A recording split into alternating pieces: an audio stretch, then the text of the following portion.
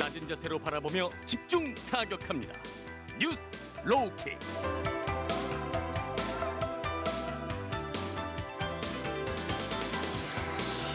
낮은 자세로 오늘의 이슈를 집중 타격하는 뉴스 로우킥 시간입니다.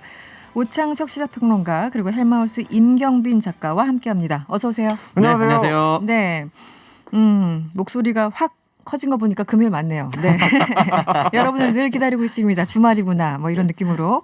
네, TBS 유튜브 채널에서 보이는 라디오로 함께하실 수 있습니다. 여러분의 의견도 항상 기다리고 있죠.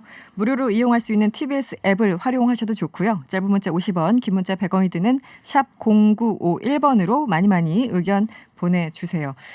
오늘 뭐 눈에 띄는 이슈가 여러 개 있었지만 청와대에서 문재인 대통령과 민주당 지도부 오찬 간담회가 있었습니다. 어떤 얘기들이 오갔는지 참 궁금했었는데 이 자리에서 위로 지원금 얘기가 나왔어요. 그렇습니다. 네. 소상공인들을 대상으로 한 재난지원금 지급은 이미 이제 당정 합의가 대충 정리가 됐고요. 국회로 넘어가 있는 상태이기 때문에 오늘은 이제 또 다른 이슈, 전 국민을 대상으로 한 어떤 보편 지급, 이거를 이제 상정한 지원금 논의가 있었습니다. 네. 민주당의 이낙연 대표하고 김태년 원내대표가 이제 경기 진작용 지원금을 말을 꺼냈고요. 네. 문재인 대통령은 온 국민이 으쌰으쌰 힘을 내자 이런 차원에서 국민을 위로하고 동시에 이제 소비를 진작시키는 목적의 지원금으로 잡아봤으면 좋겠다. 이제 이런 성격 규정을 했고 네. 코로나에서 벗어날 상황이 되면은 국민 위로 지원금이나 국민 사기 진작용 지원금 지급을 검토할 수 있다. 이렇게 발언했습니다. 일단 위로 지원금 이 이름은 어떤가요? 위로 지원금. 저는 개인적으로 별론데. 네, 사실 일단은 그냥 지원금 하면 되는데 네. 굳이 뭐 위로라는 단어를 굳이 표현할 필요가 있을까? 제가 생각했을 때는 뭐 기본소득, 재난지원금, 뭐 선별지원금, 위로지원금 다 똑같은 거거든요. 그렇죠. 결국은 그런데 돈이죠, 뭐. 네, 결국은 국민들이 돈을 쓸 수 있게끔 만들겠다라는 것이 가장 중요한 포인트인데 네. 굳이 뭐 용어를 달리할 필요가 있을까라고 생각이 들고 이 용어가 정착이 된다고 해서 새로운 게 나왔다라고 국민들이 받아들이지는 않거든요. 그냥 재난지원금으로 그냥 네. 인식하고 있었으니까. 네, 광범위한 재난지원금이기 때문에 어차피 용어에 대해서는 상관이 없는 것 같고요.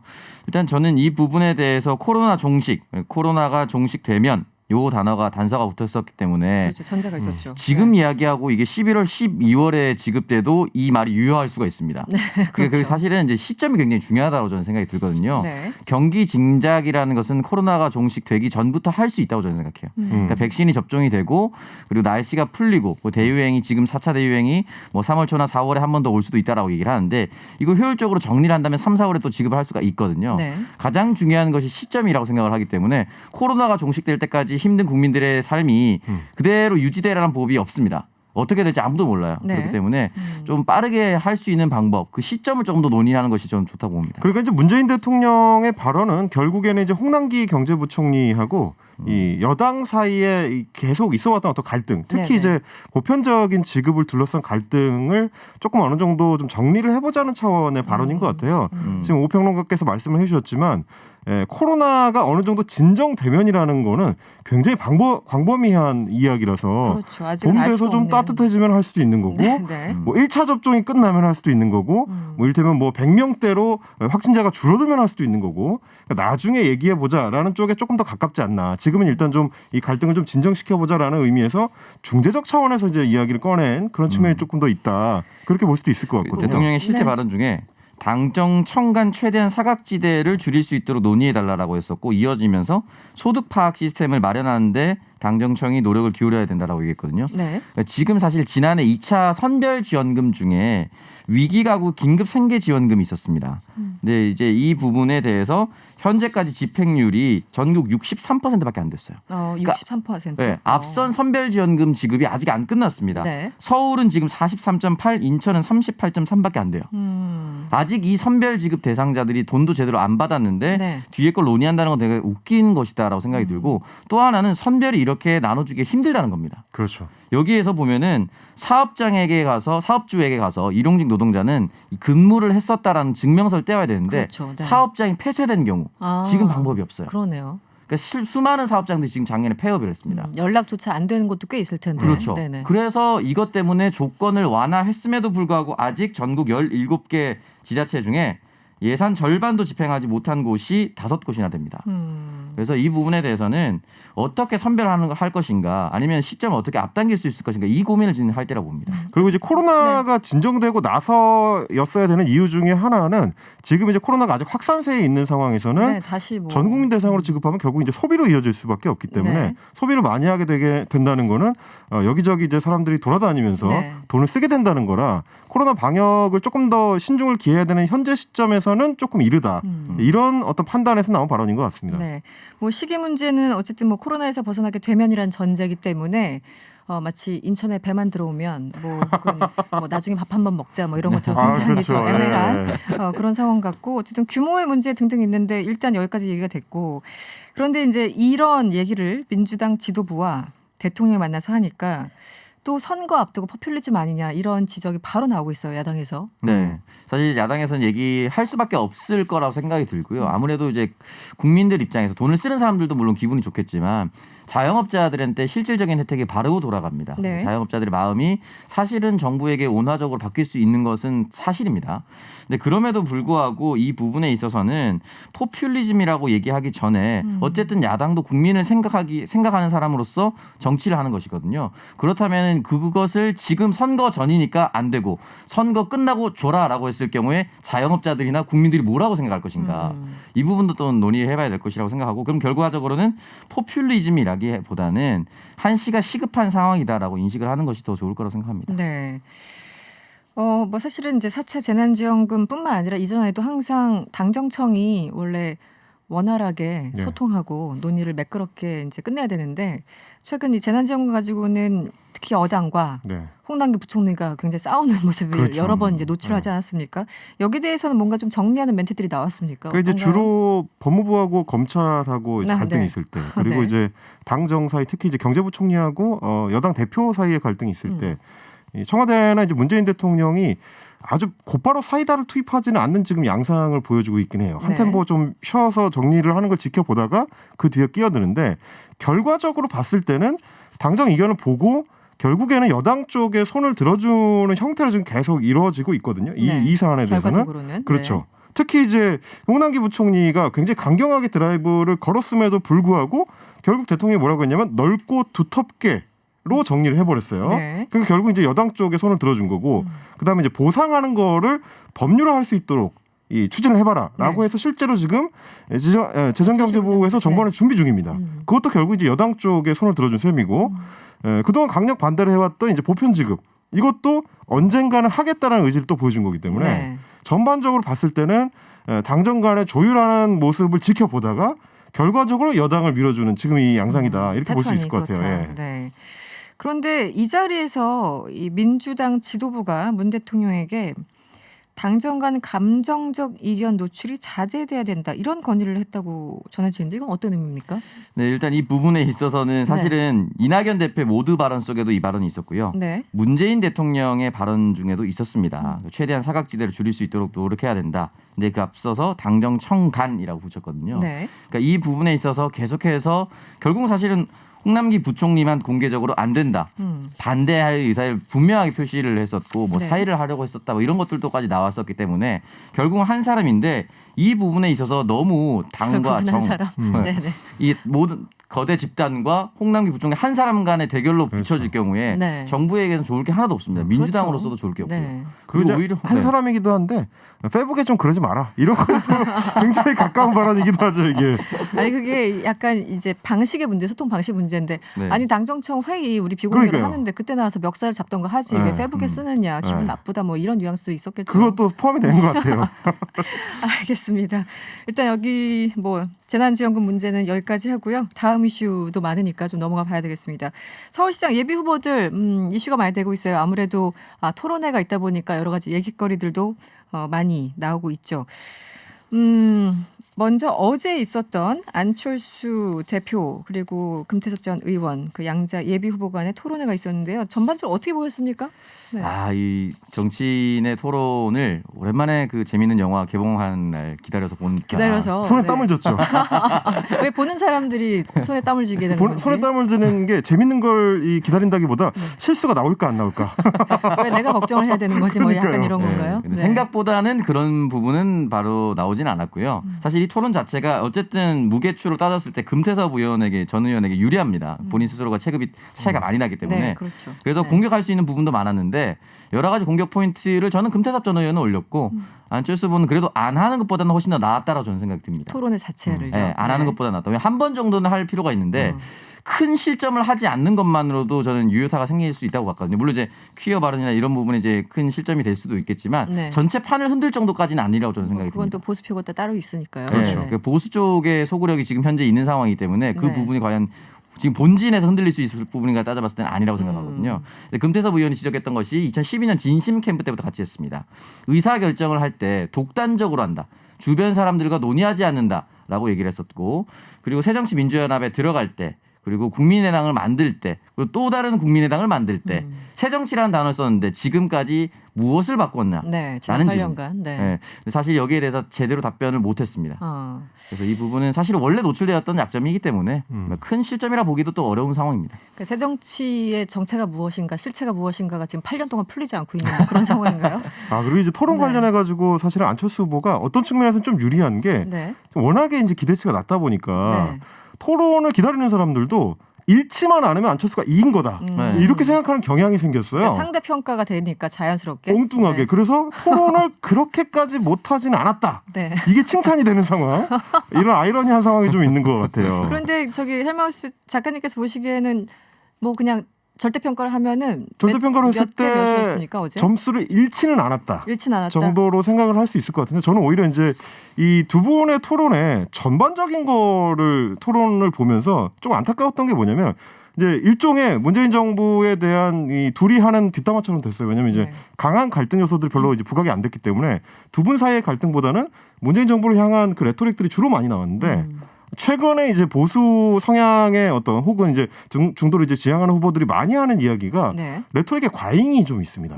어제 토론 같은 경우도 뭐 한 번도 경험해보지 못한 나라 같은 네. 그 레토릭. 사실 그 레토릭 자체는 이제 DC 인사이드나 일베 같은 우익 성향의 커뮤니티에서 처음에 나왔던 말이 수입이 돼가지고 정치권에서 처음에는? 쓰이게 된 건데 네. 그런 어떤 근거나 논리가 없이 레토릭으로 이제 정부 공격에 주력하는 양상이 어제 토론에서 많이 나오더라고요. 초반부터 나왔죠. 그러니까 네. 사실은 이제 한 번도 경험해보지 못한다는 건 굉장히 강한 레토릭인데 과연 문재인 정부가 기존의 다른 정부들하고 상대 평가를 해봤을 때 한 번도 경험해보지 못한 수준으로 뭔가를 어마어마하게 잘못하고 있는가?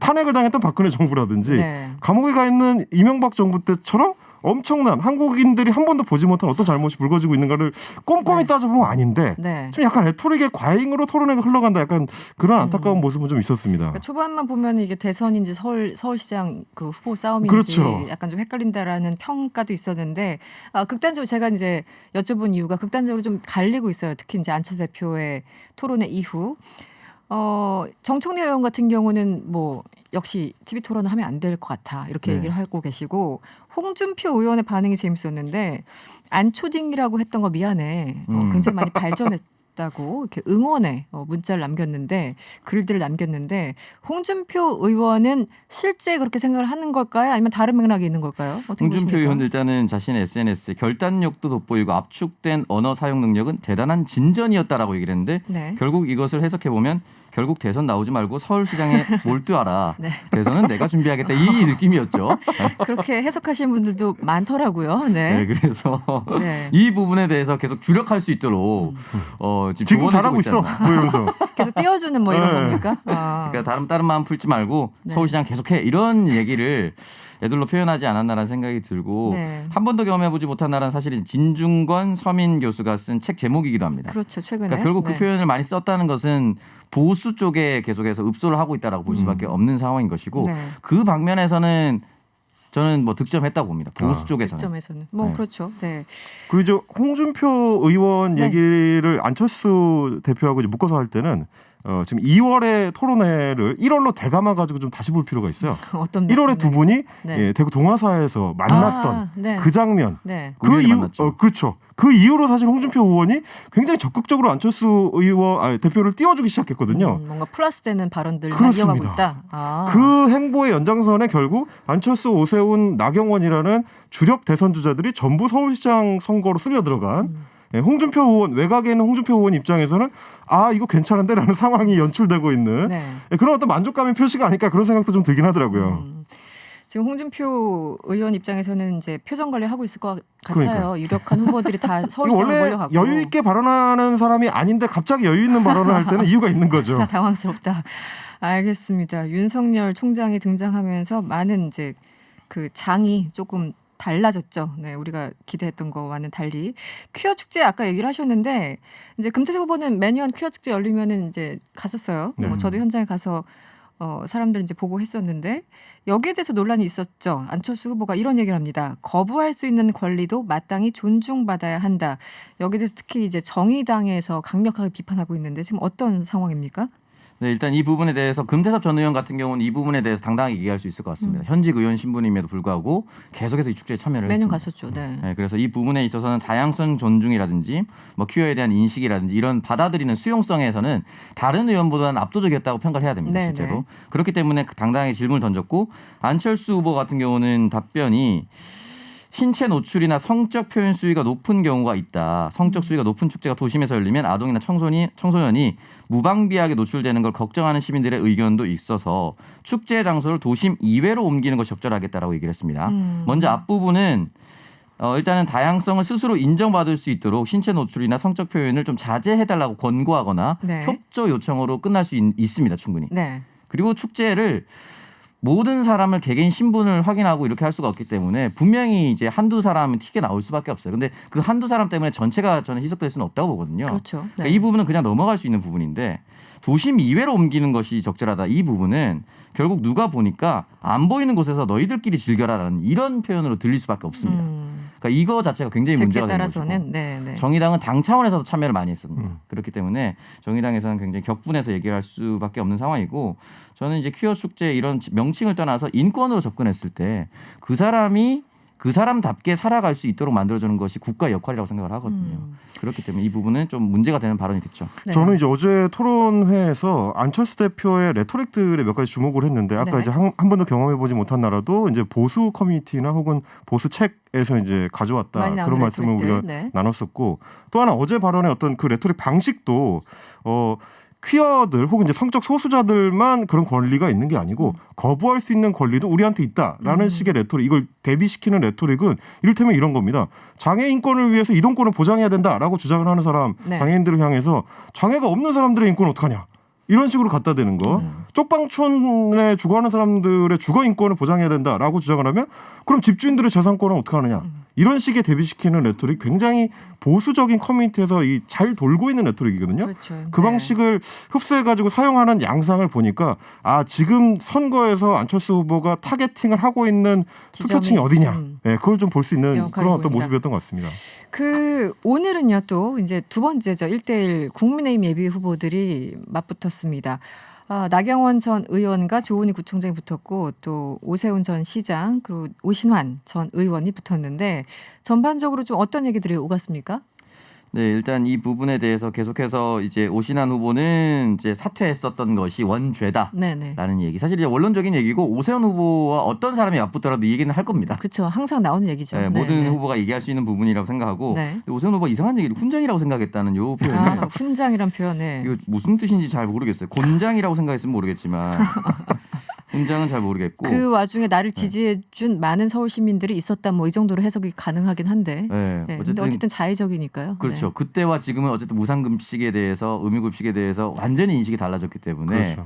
사안도 사실은 지금 인정이나 존중받을 수 없습니다. 네. 이건 영원한 리스크라고 생각이 들고 조은희 후보 같은 경우는 데이터로 조목조목 이제 나경원 후보를 공격한다라고 보이는 것이 뭐 예산 문제 등등. 네. 예. 조은희 후보는 이제 5년간 65만 가구를 공급하겠다라고 했는데 나경원 후보 같은 경우는 10년간 70만 가구를 공급하겠다고 얘기했어요. 네. 근데 이거 5년으로 나누면 35만 가구입니다. 네. 박원순 시장이 5년간 38만 가구를 공급했습니다.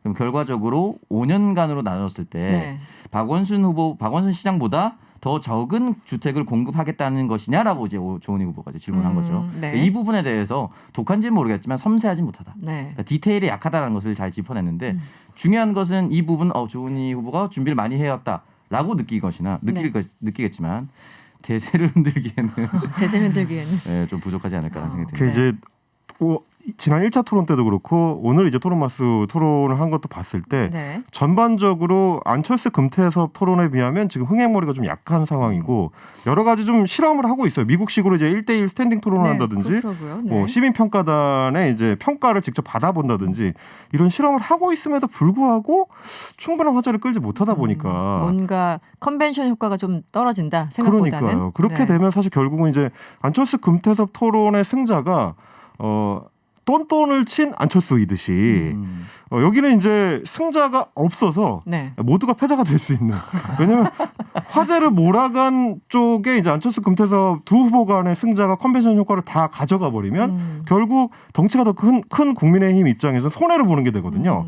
그러니까 결과적으로 3월 초에 먼저 후보를 확정하게 되는 안철수 금태섭 측이 지금까지 봤을 때는 계속 좀 점수를 더 많이 벌어가고 있다. 네. 이런 상황인 것 같습니다. 약간 답정너가 되고 있죠. 사실은 이제 드라마 결말을 대충 아는 것처럼 이쪽에서 누구 나오고 저쪽에서 누구 나올 테니까 그렇죠. 그때부터 이제 본격 드라마를 보자. 지금은 네. 아직 너무 예비야. 이런 느낌들이 좀 있는 것 같아요. 그렇죠. 그리고 이제 뭐 네. 결과적으로 최종적인 그 후보를 뽑을 때도 우리의 지금 관심은 누가 후보가 될 것이냐보다도 이 토론 과정을 결정하는 과정에서 얼마나 파열음이 날지 안 날지 네. 이런 쪽에 오히려 집중되고 있는 아이러니한 상황이죠 지금.